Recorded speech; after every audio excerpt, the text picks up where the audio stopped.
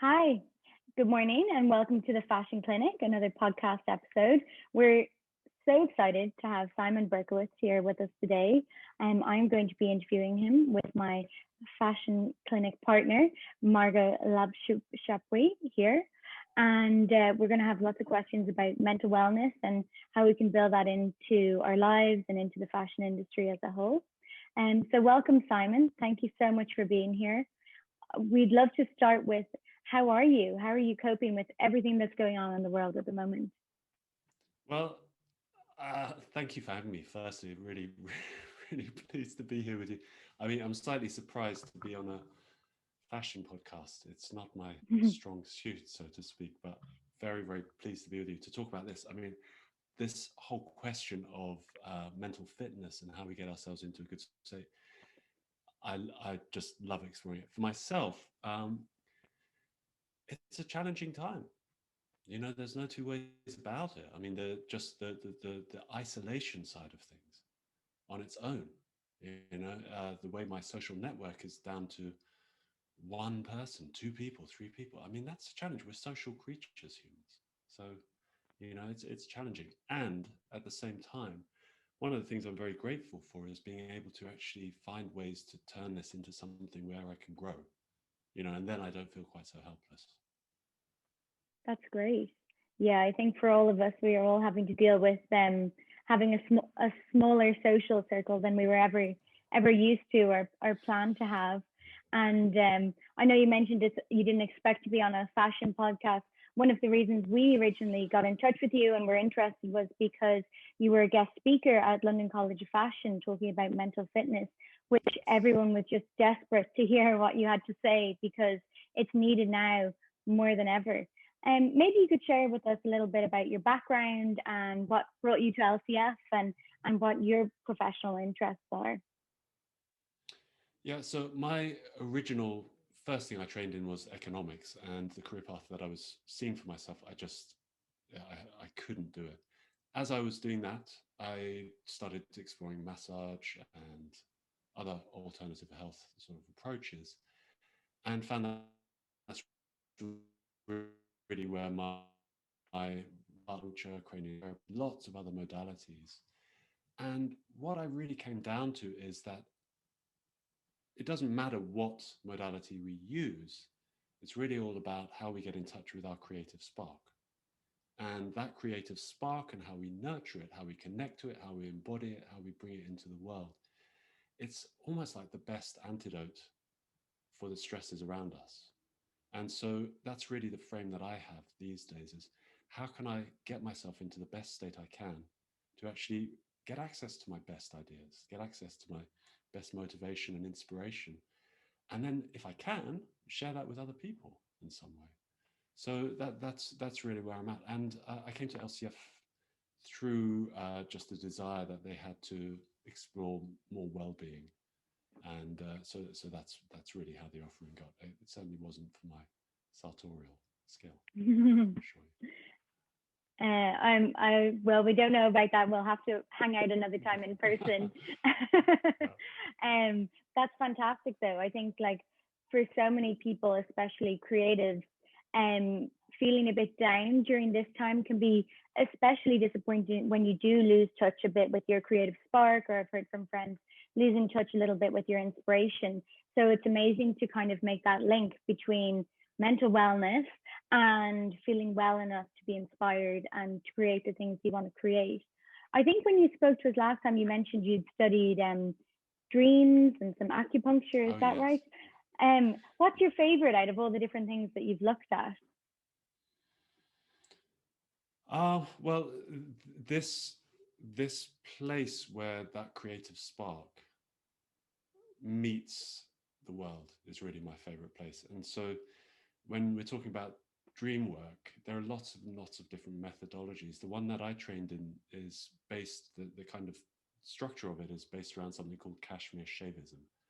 And it's a very, very beautiful way of seeing this, way of bringing that spark into the world. And it finds a way to bring those difficult times, when maybe I feel shut down or overwhelmed. how to bring those into the creative process rather than seeing them as just something to be got through, right? And that's really the most beautiful part. Now, the dream work itself is about how to get in touch with that moment where you have that aha, you know, because when you Wow. have that aha moment, everything changes, right? I'm sure you've experienced this, but when you've had a Mhm. breakthrough with something, and suddenly your body is filled with energy, your mind is clear, you can see the way forward. All these things just arrive in that moment. And the DreamWorks speciality is, or at least this method, is how to get to know that moment. And so my real interest has been, how can I actually make that more accessible, make it more conscious? How can I help people to manage those difficult moments so that they get more access to this? Wow, that sounds fantastic. That sounds great. And it's very interesting what you say about kind of connecting with that frustration and that writer's block and that creative block, and just using that as part of your process. What way do you advise people to see their creative block and incorporate and accept it as part of the creative process? Do you have any advice for us? Well, yes. I mean, and this is, you know, this is just just what I've discovered and what I find works for people. There are other methodologies. One of the big problems is that if we don't see that if we don't actually recognize that this difficult state we're experiencing is a state, if we don't actually recognize it as that and think it is who we are, then we have trouble. Mm. If I have a rejection, you know, it could be a rejection in terms of a friendship or at work or a job or anything like this. If I take it personally and take it to mean something about who I am, then I'm kind of stuck.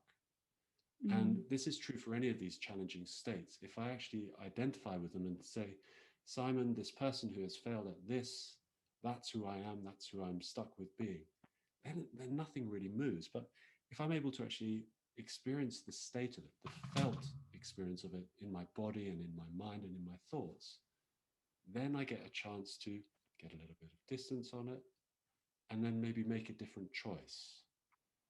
Yeah, different choices to who I am and to what I actually do. So that's the key for me,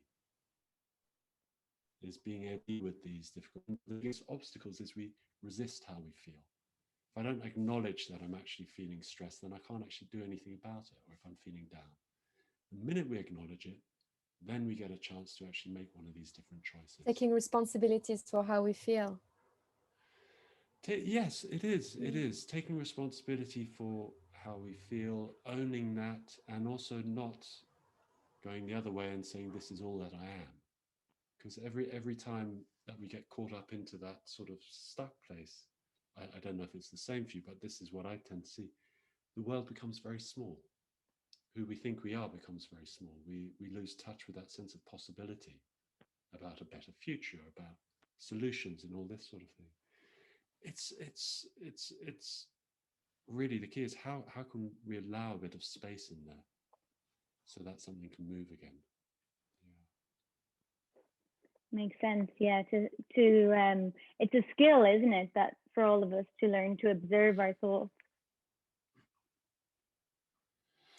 Yeah, I think so. I mean, it's also, if I'm feeling anxious, it's particularly challenging to Yeah. actually get the distance on it. Yeah, because they start to race, and then, you know, how am I going to get out of that? And, you know, it's, I suppose in a way, it's, can I be kind to myself in those difficult places? Mm. Yeah. Yeah. That's probably a lifelong learning for all of us to remember how to be kind to ourselves and to keep that distance from our emotions and not join forces. um, and if I could ask you another question, the work about dreams is amazing. Do you analyze dreams as well? No, a No. lot of methods do. Okay, so what a lot of methods do, they take the way the dream appears as being sort of fixed. A lot of methods do this, and that in essence, there are three types of interpretation. One is literal. I see a friend I haven't seen for years in the dream, it means something about them. Mm-hmm. That's the literal sense. Uh, a sort of a next step of interpretation is that that dream symbolizes something, right? So there's a particular kind of link between that person I've seen and some other aspect of my life.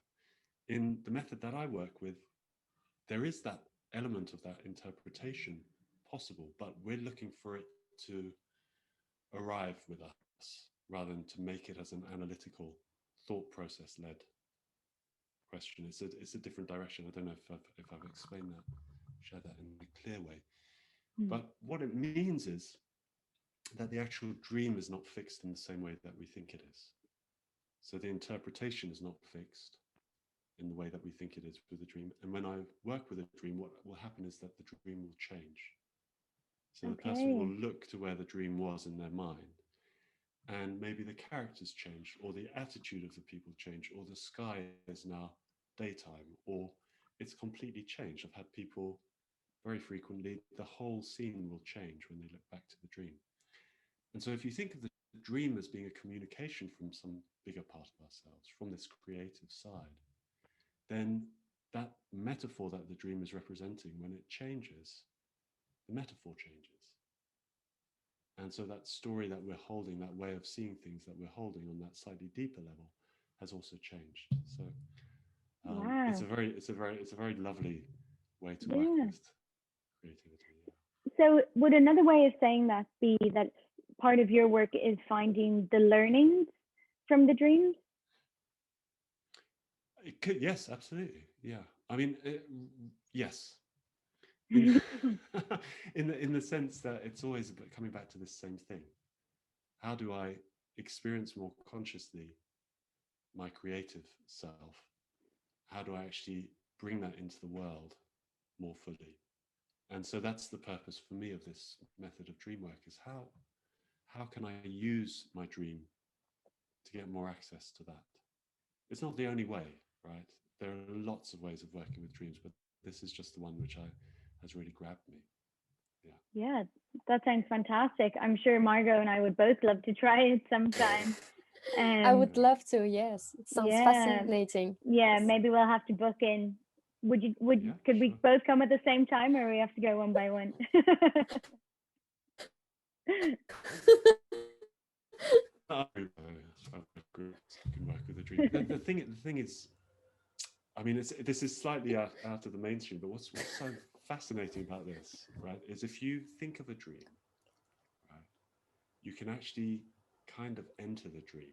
So I don't know if you've ever had this experience where you've woken up in the morning. Let's pick a particularly nice memory, right? We don't need to pick. There are ways for working with difficult dreams. Okay, it's fine. But for now, you've woken up from this wonderful dream, and you're in that half state. You can kind of re-enter it. Have you had that experience? Yeah. Yeah, And almost like, is that what lucid dreaming is like? Lucid dreaming is slightly different from what I'm talking about here, because lucid dreaming is when you go to sleep at night and you become aware that you're dreaming whilst you're dreaming, right? Okay. And then you can try and do stuff in it, right?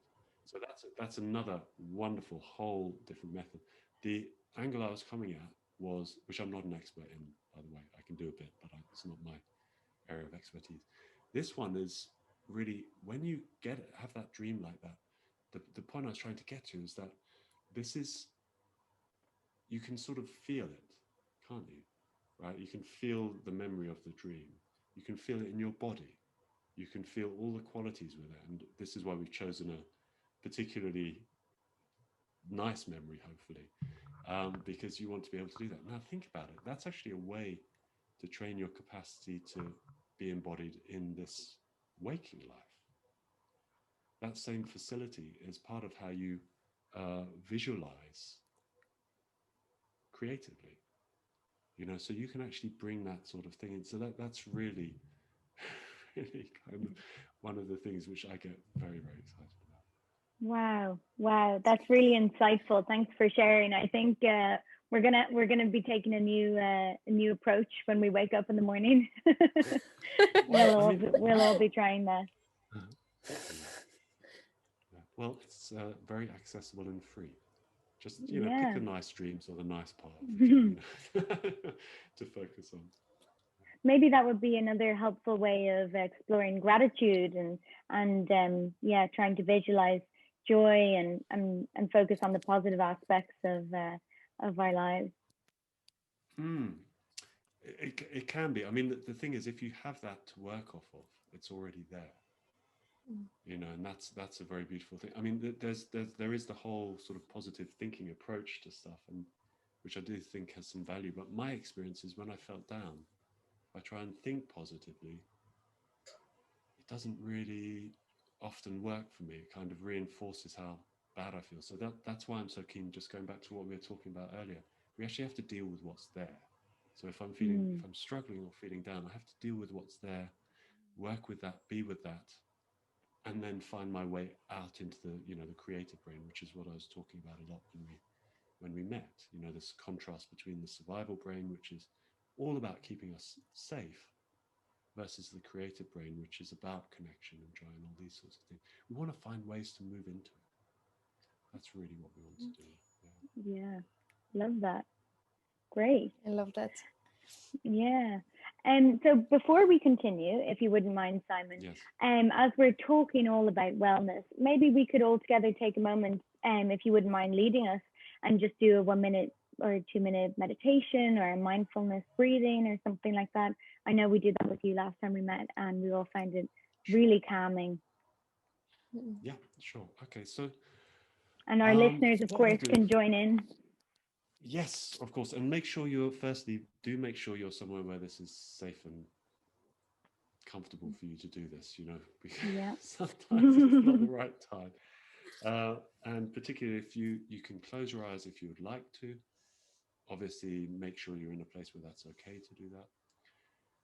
And just take a moment to let yourself be present with your body, if that's comfortable for you, as far as it's comfortable for you. And then become aware of the places where your body is contacting the seat or the bed or the floor. And just notice the sensations there. Your mind may drift. When it does, or if it does, just notice that and bring it back to the sensation.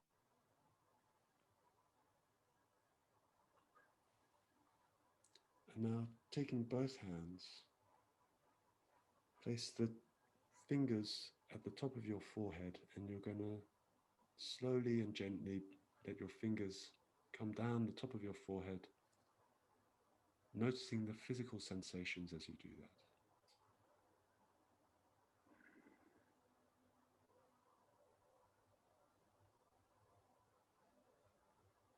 Coming to rest for a moment at your eyebrows.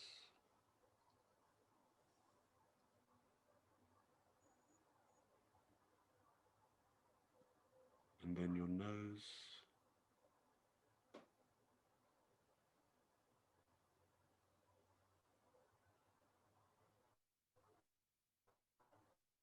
Continuing down, you cup your jaw.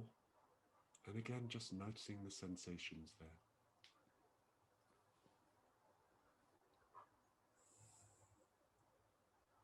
Noticing if your mind has wandered and bringing it back. And now bring your hands away and taking your thumb and your first finger of one hand, rubbing the fingertip and thumb tip together with such attention that you can feel the ridges on your fingertips.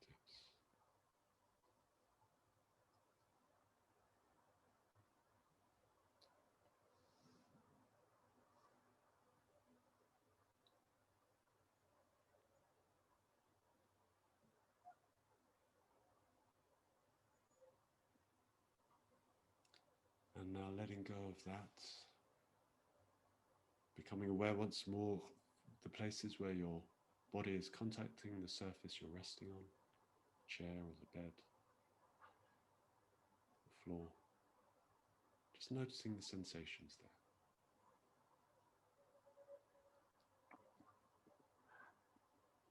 there. Now bringing your awareness to the sounds in the space where you are.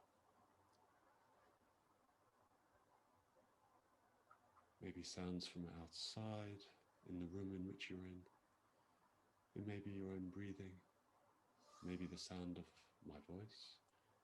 Just noticing the quality of the sounds.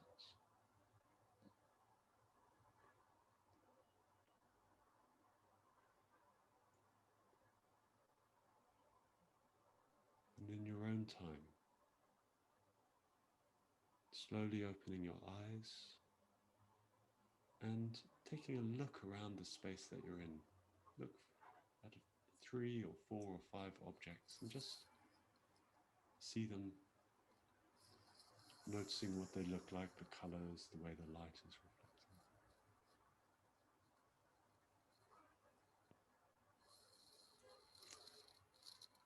And we'll bring it to a close there.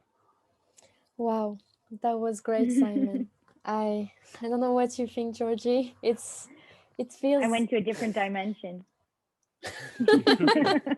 Are you back? I'm back. Did you Back come and back? better Did you than come ever. back? Thank you so much. So, Simon, sorry. No, go. Feel free. Go, Simon. No, go with what you're. Okay. No, because it was so great. Do you have any ideas for our listeners how they can implement meditation like you did in their routines, into their routines? Well, I mean, there's the things that we just did are very specific, and they're very specifically bringing you back into contact with your body and your felt sense. There are lots of meditations which use the imagination. I feel that the most useful, the place where we get the most, sounds like a terrible way to put it, but the most return on the energy we put in, there's the most benefit, is this kind of meditation where we are. I mean, you can do it with breath. Some people don't do well with breath because it can feel like it intensifies anxiety, but anything that you focus on which is physical with your full attention, that is the thing which actually brings us out of the internal mental space, which is very often where people are caught up. How one brings it into one's day is you've got to find a way to make it interesting, to do it regularly. It's the regularity which makes the big difference. It's not even, I don't think, the length of time so much. But if you do something every day, Einstein, I think, famously said you could master anything if you spent 15 minutes a day for a year. I mean, I don't know if that's true or not, but you know, there is something about the regularity of this practice, and what it does is when you do it regularly, it changes the wiring in the brain. And I don't know what you think, Simon or Georgie. It's meditation is not just about sitting and just closing your eyes. You can even do it on a walk. I don't know if you tried, but just walking and just being with yourself, being in tune with your body, and just feeling, in the queue at the grocery shop. Absolutely. This can be, yeah. I mean, there's an old thing from Taoism, which is it's something like before enlightenment, chopping wood, carrying water. After enlightenment, chopping water. It's like you just are present with what you're doing. And I think one of the things which is a big struggle for me and for a lot of people is that a lot of our lives are very, very cerebral. Yes. They're we're very disconnected. And so bringing ourselves back regularly, like you say, in the queue of a shop, or for me, noticing what the water feels like when I'm doing the washing up. What it actually feels like, what the shape of the plate feels like. That sort of thing really grounds me back here in the present. Helps to take me out of that mental, emotional space which I may be stuck in. So I think that's a wonderful way to do it. And yes, you can do. Thank you, Simon. It's very insightful. We love hearing your thoughts on this because we're passionate about this subject. At the fashion clinic, Simon, many of our listeners are creatives, and when you did a talk with our class, you mentioned that our creative side is connected to our joy. A lot of people might be struggling with finding inspiration in these lockdown times. Do you have any suggestion about reconnected with our creativity?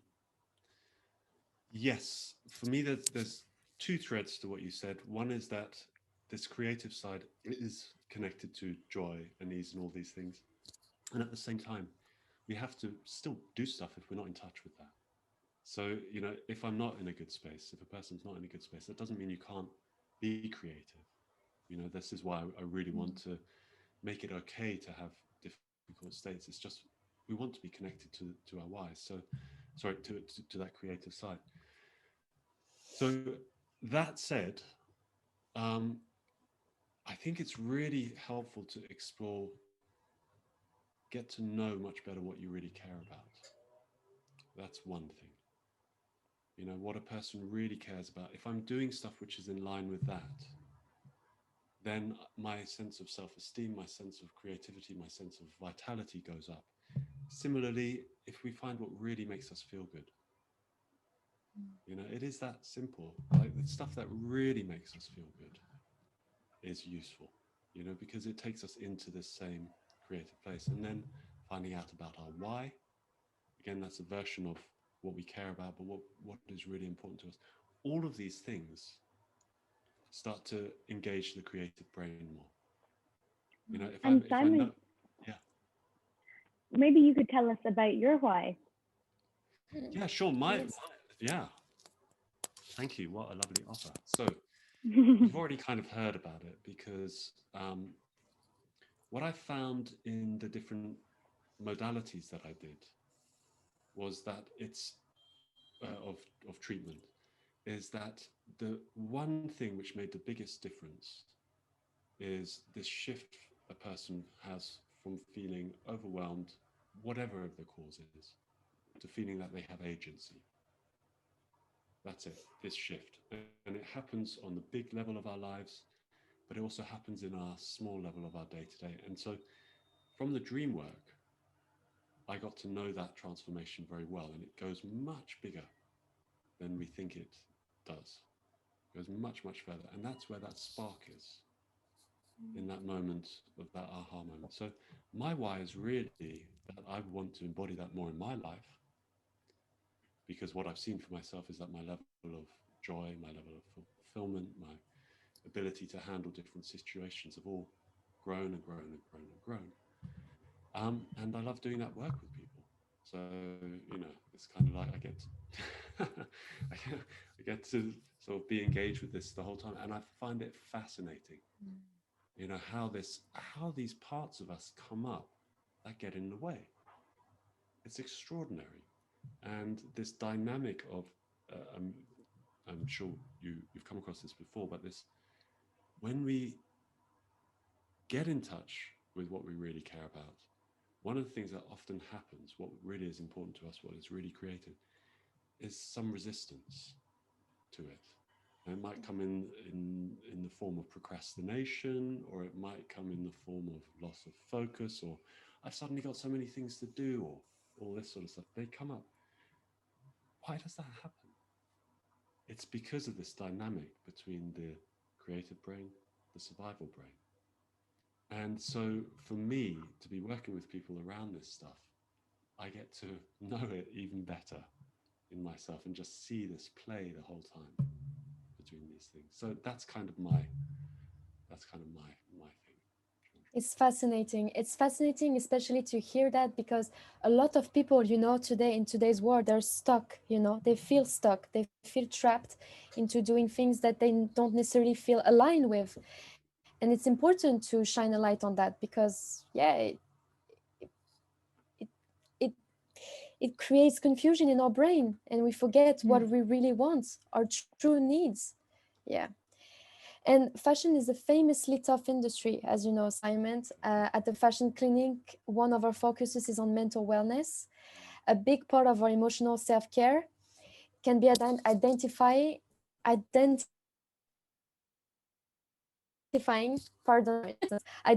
and communicating our needs. In terms of people working in pressured jobs in fashion and working on their own business, do you have any thoughts on building wellness and balance into our lives? Well, I suppose that the I'm constantly about finding the simplest way. to do things. And so I'm sorry, this is going to sound a bit like a repeat perhaps of what I said before. But really, if a person is grounded in the present moment, in their skin, like here, that is the best way to have a regulated nervous system.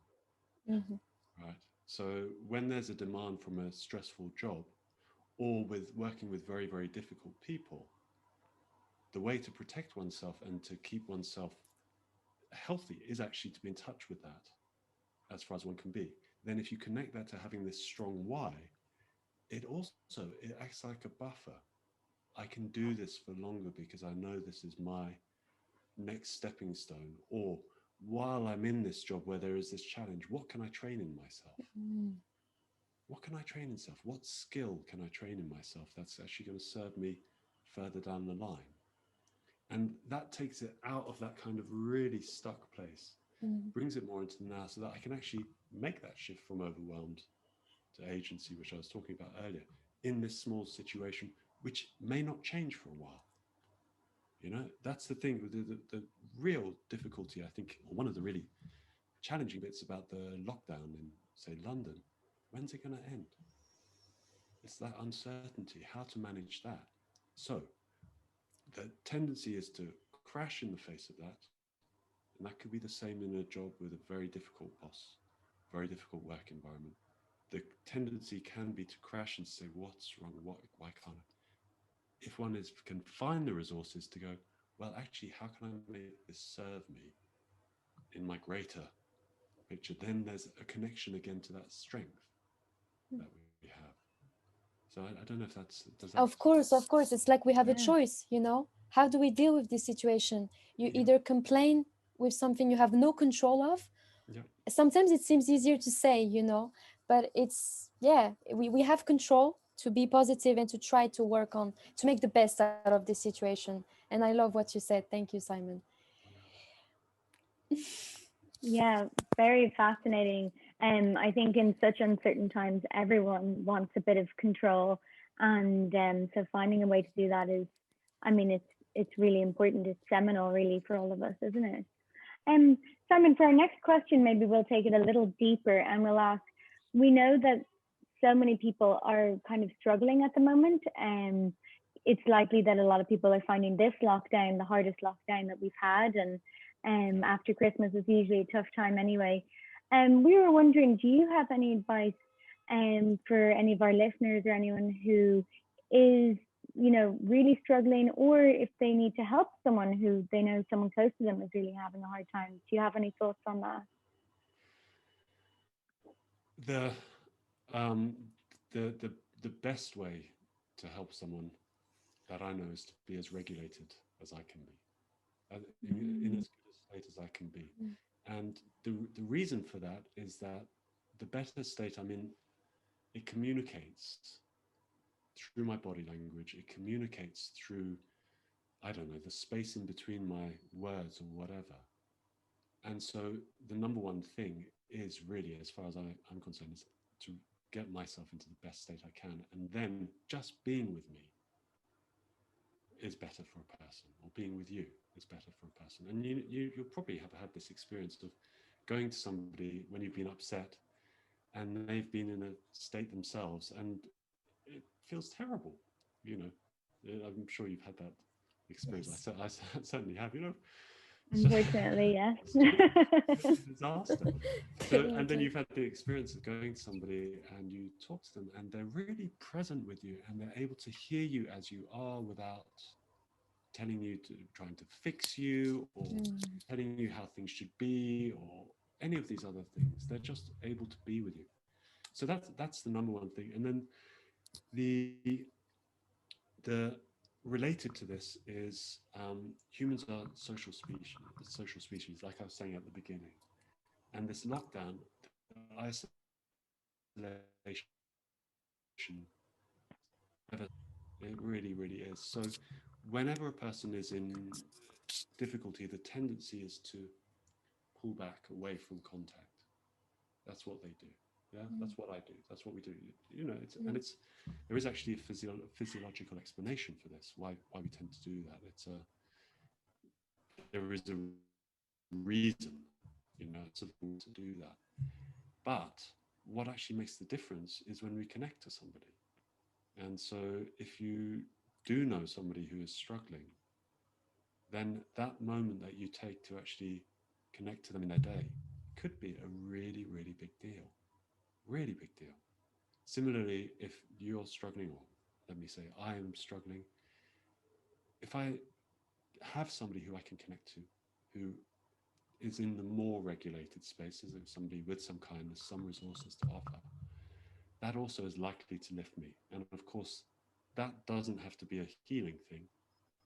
That's just somebody who you can chat and have a laugh with, or share some activity, you know, share some shared interest and actually connect over that, because that can pull us out of those difficult states.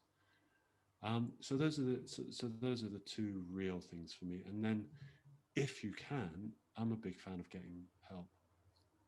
If there is somewhere you can get some professional help from, because it's different to friends. You know, the person hopefully that you might see is trained and knows how to work with the challenges, and they have, in addition to a knowledge of the landscape, they hopefully have the internal skills to help you. They're distant from you, so you don't have that interpersonal thing going on. So if there are the resources available, that's also great. Fantastic. I love that. And I think I love what you said a moment ago, just before this question, about how if we can look at these uncertain times and kind of find a way for them to serve us, or for us to look at that challenge and build a new skill, maybe a new skill that we can all start to build a bit, is really being present and there for others, and keeping an eye out for each other, which hopefully is going to be really worthwhile and really necessary. Yeah. Well, and you know, for most people, actually, it feels really good doing something kind for somebody else, doesn't it? I mean, Yeah. you know, there are some people who, for whom it's not the not the case.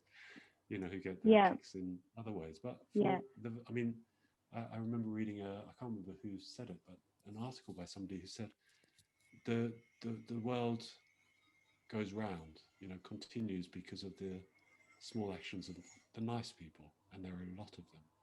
You know, there are a lot of kind people. Like, the vastly majority of people are actually kind and warm and generous. And, you know, just in those moments of feeling stuck, to actually realize that and to do some kind of small act of kindness towards somebody else really does switch that feeling of being completely overtaken by this situation.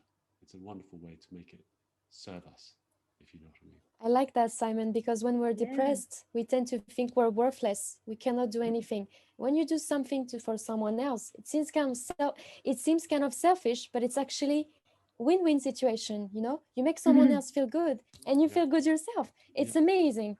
It's amazing, and and the little just life hack. Yes, and coming back to what you said, Simon, that there's a lot of kind people. I do believe that even the people that are not seen maybe as kind, we are all kind humans. We're all kind creatures. It's just that when someone is feeling, maybe is being mean to someone, to us, maybe they're having some internal demons, you know, they're having some traumas to deal with, and they're feeling bad with themselves. So yes, just think twice before, if we should think twice if someone is kind or not. Simon, that was really great listening to you. Georgie and I are passionate. We could listen to you for hours. Do you have any advice for us? Any books you would recommend for our listeners? Well, I mean, there are lots. I think there's two books which spring to mind for me. One is by the author Deb Dana, and I can't remember the title of it. She's a therapist who writes about something called polyvagal theory, which is by somebody called Stephen Porges, and it's really how we manage our state. and she's the originator of this wonderful expression, story follows state, which is that how I'm feeling, I will make up a story which matches how I'm feeling. So if I'm feeling terrible and down about myself, I will look at what's been happening and make up a story which justifies my state. If you actually really get to know that, then one state help to work on the state, i.e. how we're feeling, and then the story shifts on its own. So this book by I think it's called The Polyvagal Theory in Clinical Therapy by Deb Dane. We can put the That's link a in wonderful read. the bio. It is a bit, Yeah. okay, it is a bit of a technical book, slightly. I mean, she's a wonderful, simple writer, but you can check out her YouTube videos, and fascinating. And then the other one is probably by somebody called Shirzad Shamin. And this is somebody who came into my life around 6 months ago. He's a coach, an executive coach for business people. His book is called Positive Intelligence, I think. And his approach to mental fitness, it's just like so much of it was what I was doing already, but his messaging, his way of explaining it is just wonderful. And to the extent that I actually run one of his 6-week trainings now. It's just which gives a way into his work.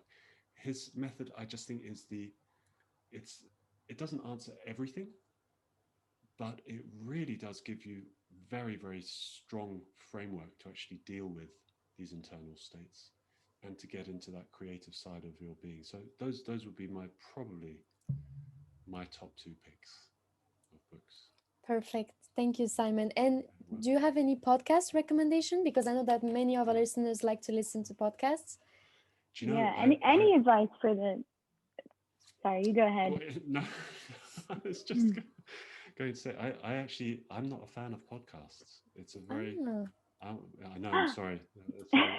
No, don't apologize, Simon. I don't know what it is. I just have not actually ever got into listening to podcasts, so I can't help you there with that. Yeah. But there is also, I mean, if somebody is struggling, then I think the work of somebody called Peter Levine is also very beautiful.